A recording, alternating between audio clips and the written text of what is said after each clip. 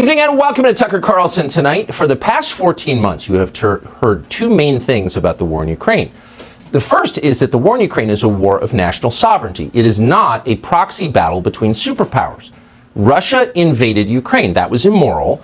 The United States supports Ukraine because the United States supports democracy. But the United States itself is not at war with Russia. This is Ukraine's war to fight. The second thing we have heard over and over again is that Ukraine is winning that war. Ukrainian troops are brave and noble. Russian troops are evil and incompetent. The Ukrainians are beating the Russians. In the end, their victory is inevitable.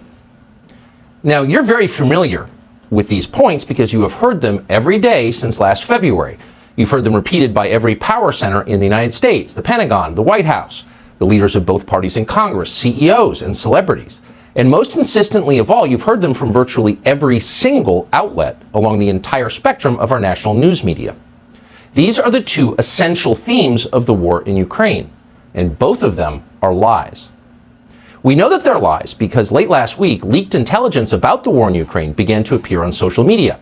Briefing slides prepared by the U.S. government began to show up, among other places, on Twitter. And the slides show that this is in fact not Ukraine's war. It's our war. The United States is a direct combatant in a war against Russia. As we speak, American soldiers are fighting Russian soldiers. So this is not a regional conflict in Eastern Europe. This is a hot war between the two primary nuclear superpowers on Earth.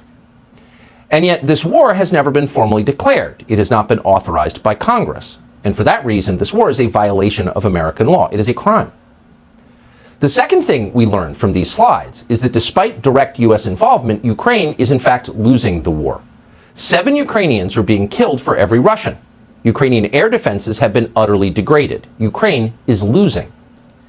The Biden administration is perfectly aware of this. They're panicked about it, but they have lied about this fact to the public.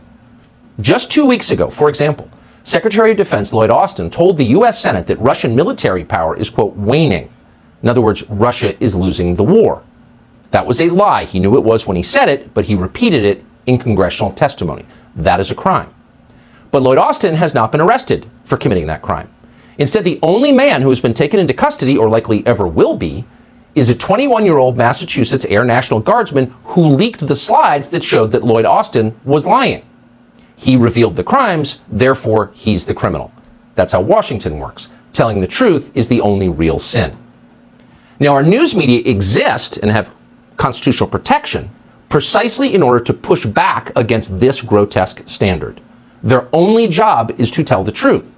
And yet tonight, the news media are celebrating the capture of the kid who told Americans what's actually happening in Ukraine. They are treating him like Osama bin Laden, maybe a little worse, actually, because unlike al-Qaeda, apparently this kid is a racist. Here's CNN. The Washington Post, as you know, reviewed video of this suspect yelling racial and anti-Semitic slurs. Is this a dangerous person? This air guardsman who's now been taken into custody had talked about being a gun enthusiast, had been at gun ranges. He's obviously a member of the military. And he's the big guy in the scene. Somehow he has access to this kind of information, and that makes him even larger. A person who thinks they know better than everyone else, they're smarter than everyone else in their view. That this is a 21-year-old man. He's described as a gun enthusiast. Feels like in some of these descriptions, somebody who's maybe hungry for power. So this 21-year-old Air National Guardsman from Massachusetts is not a whistleblower, CNN explains, with the help of the many intelligence agency figures it has now hired as analysts. No, he's not a whistleblower. He's a criminal. Because he is, unlike the people who run our government, quote, hungry for power. And because this 21-year-old was so hungry for power, federal law enforcement had to swing into action with unfamiliar speed and efficiency and apprehend him. He was that threatening. Now, keep in mind, as of tonight, we still don't know where Jeffrey Epstein got hundreds of millions of dollars. We have no idea. Nor do we know what he did for a living. We don't know who left pipe bombs on Capitol Hill on January 6th, 2 of them. We don't know who leaked the Supreme Court decision overturning Roe v. Wade. We can't even say for certain who killed the President of the United States, because after 60 years, the Biden administration is still hiding thousands of pages of classified documents from the Kennedy assassination, just as they are hiding more than 1 billion other classified documents. But tonight, we can say for dead certain who embarrassed Toria Nuland and Joe Biden, and that kid is going to jail for a long, long time. That's the standard. The media are fine with that standard. Watch this remarkable exchange on Monday of this week between the White House press corps and Biden flack John Kirby. Without confirming the validity of the documents, this is information that has no business in the public domain.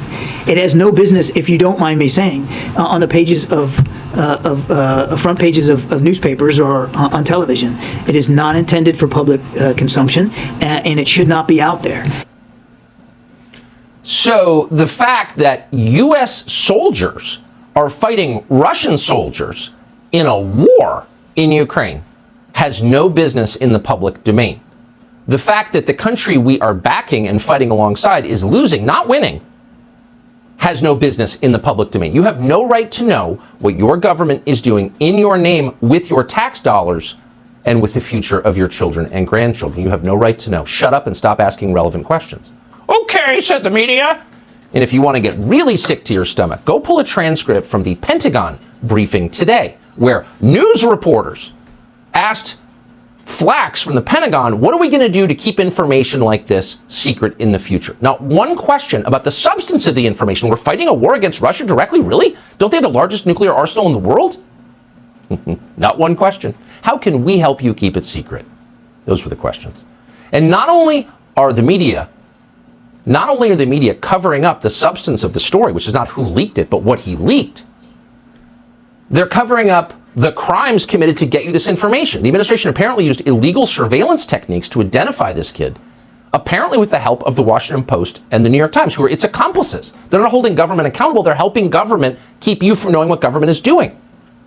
Today, the Washington Post reported it had exclusively obtained some of the classified documents this leaker possessed. Quote, the Post also reviewed approximately 300 photos of classified documents, most of which have not been made public. Some of the text documents the leaker is said to have written out. So we've got two problems here. If it's illegal to see these documents, if you don't have a security clearance, how is the Washington Post doing this legally? They don't have a security clearance. Well, obviously they were given them by the U.S. intel agencies and are working alongside them.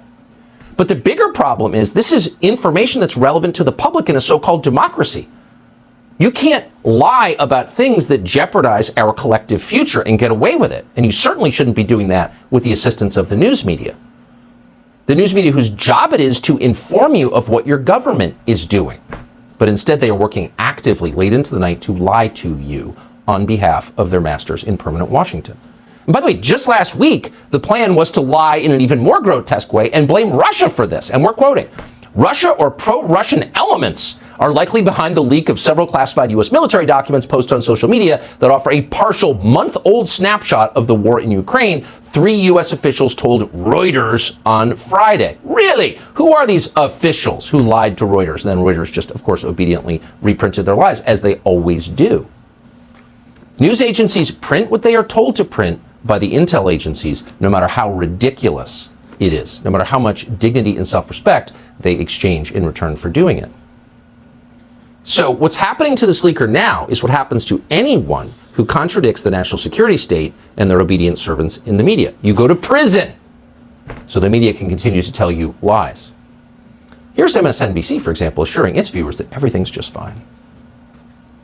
What the Russians didn't understand was that they were going into the lion's den.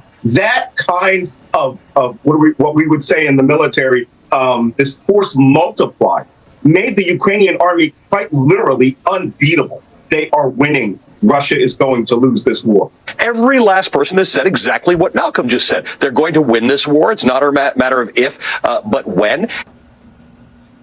14 months in, they are simultaneously telling you that Ukraine's victory is inevitable, mostly because of the moral power they possess.